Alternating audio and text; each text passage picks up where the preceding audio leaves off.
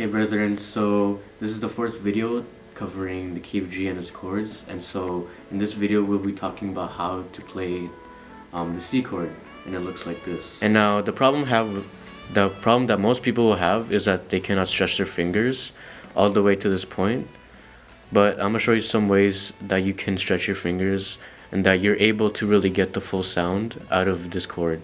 So we'll start with putting your finger, so pointer finger, first fret, B string, your middle finger here, so that's the second fret, and that's the D string, and then your ring finger, which is the hardest part, is your A string, third fret, so there.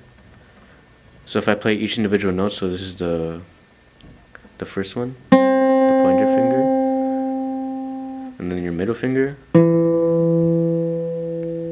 and then your ring finger. Right. And if I play it as one chord, remember keeping our platforms flat again, so I can run my finger off of the joint of my finger and it'll be straight.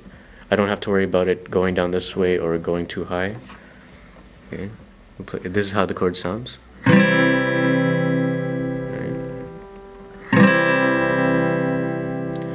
And so in order to get these flat platforms that I'm talking about with this one as well, it's all about adjusting your thumb once again, to where it feels comfortable for your hand specifically. How high or low on the neck of the guitar is dependent entirely on your hands.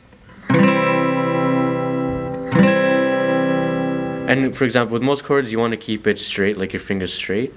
Like for example with the key of G earlier, I would have my fingers mostly straight. In order to really, at the beginning, first of all, when you're not comfortable with learning the key of C, you might have to bend your fingers.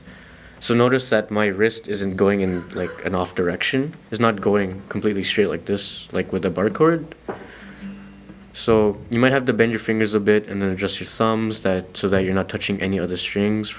So for example, I'm not playing, I'm not covering this string, the high E string, because when I was learning at first, I would always constantly cover you can hear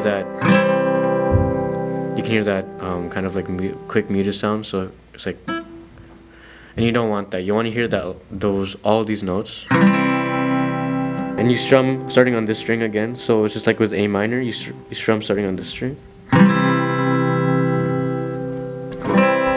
And you can tell that my thumb is all the way up here, but that's where I feel comfortable with it now. For when you're learning, you might have to put it lower, so you might have to put it all the way behind just to get your fingers straight and to not touch any strings. It all depends on your comfortability. Just make sure you're getting every single note, so if I pluck it,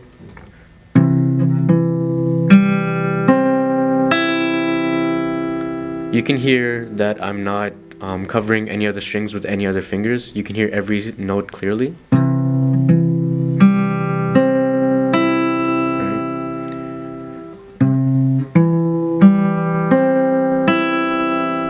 That's basically how you play a key of C. So my biggest piece of advice when learning the C chord is that don't give up.